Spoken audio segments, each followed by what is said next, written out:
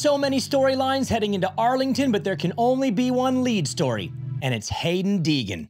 Whoa, Daniel, you can't do that. The lead story goes to winners, not a kid who rolled around in 16th. Well, it's the off week, folks, and I'm in the mood to fire some people up. So let's shake the hornet's nest and start with a fact.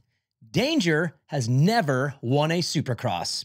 His dad has, but he has not.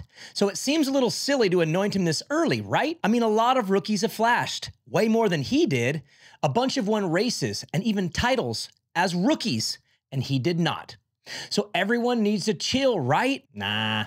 I have eyeballs, so do you, and it's beyond obvious he's a freak show, a future champion, and a superstar in this sport. But if you think I'm crazy and leaping early with this talk, you should hear them. They planned, not hoped, planned on dominating 250s this year, moving to 450 in 2025, yes, 2025, and getting after them Lawrence boys sooner than later. That was possible, but things look way different now than they did back in November for two specific reasons: the wrist and Austin Forkner. So, we know the truth. Injury and time off the bike, true. But they did the math, calculated and gambled, and it was actually working. Good qualifying times, ripping heat race, just need a solid main to stack some points. Then kaboom! Haymaker carpet bombs the entire field. Sorry, Seth, but it's funnier to over-exaggerate. But for Danger, their whole plan gets destroyed like that, and he puts around all main in 16th. That was not the plan. This damn wrist wrecked the plan. Vial or whoever that was wrecked the plan, and now old Austin Forkner's back? That wasn't part of the plan. Bummer reality for the Deegans, but this is gonna be way tougher than they thought. Austin is super legit. The winningest 250 racer in the class, who has been screwed by voodoo for what seems like forever, and is due a little justice. That's gonna be brutal to overcome. Again, for a kid who has not won a Supercross yet, did not come in prepared, and is buried in the points. Facts. But if you use your imagination, just a little bit, you can see this story play out. Broken wrist, back too early, big gamble, risky, gate drops, and first turn destruction. Enough to bend the bars, but how's the wrist?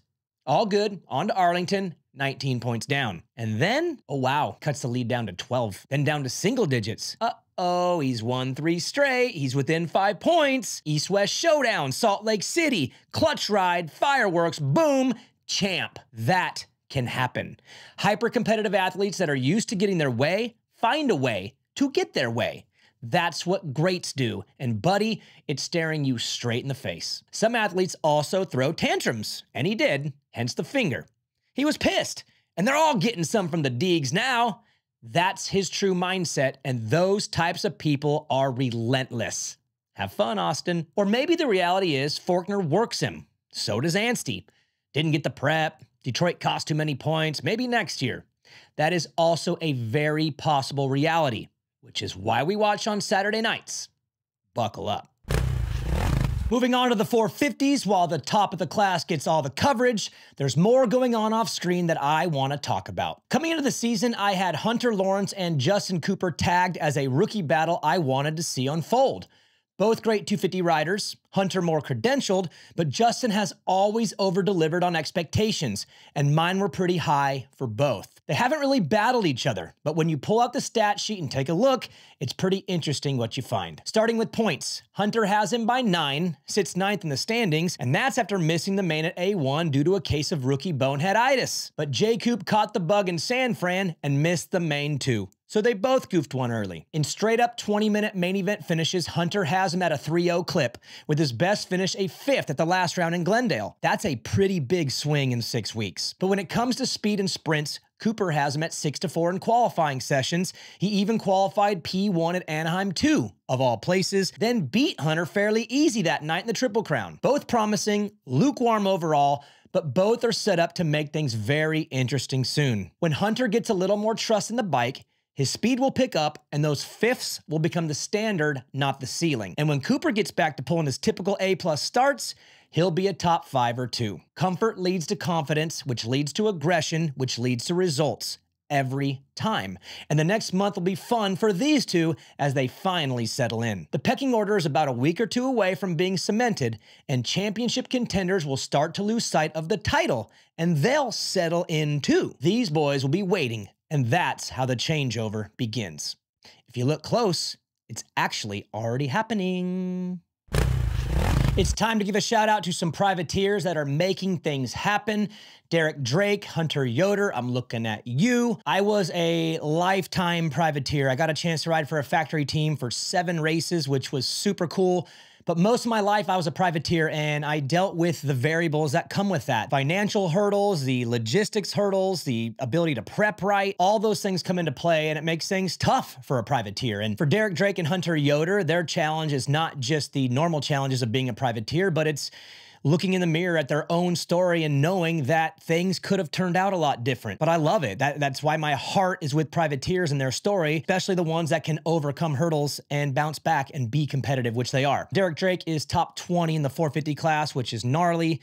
And Hunter Yoder is top 10 in 250 West, which is gnarly. He's actually been good for 2 years now. And Drake was really good last summer too. So we should have kind of seen this coming. But if you look at their stories, you'll appreciate what they're doing even more. Derek Drake had a heart issue that he didn't know or understand in his opportunity years. You know, he was a really good amateur. He plowed through, won a lot of races, got a factory ride, was kind of a hype thing coming in, and just couldn't really get it over the top. And once they diagnosed things, found out that he had a heart condition that was holding him back from training right and preparing like the rest of the guys, and his opportunities seemed to kind of fizzle out.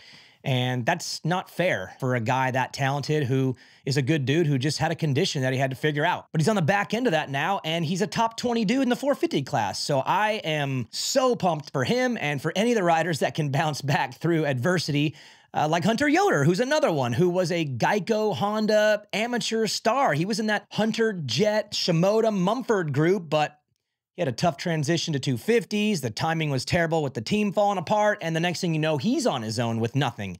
And that is hard to stomach for a kid who was kind of on the trajectory to be a star. But he kept digging, relocated, and bounced back and kind of reinvented himself. And now he's a top 10 guy as a privateer. Again, these guys, they speak my language, man. It's so tough being a privateer and navigating those waters. But if you can find a way to do it, especially if you've got some bumps in your story, you get the opportunity to impress a lot of people, and they've impressed me. So they need a shout out right here on the Daniel Blair Show. And I'm super excited to see how they close out their season.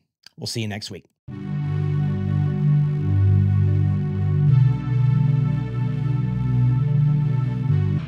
Thank you so much for watching this show. If you liked it, press the like button. And if you want to subscribe, then press the subscribe button. Share it with your friends, with your family, and grandma. Make sure you send it to grandma. Grandmas love everything Main Event Moto does. All you moto heads out there, we are still rocking and rolling at Main Event Moto.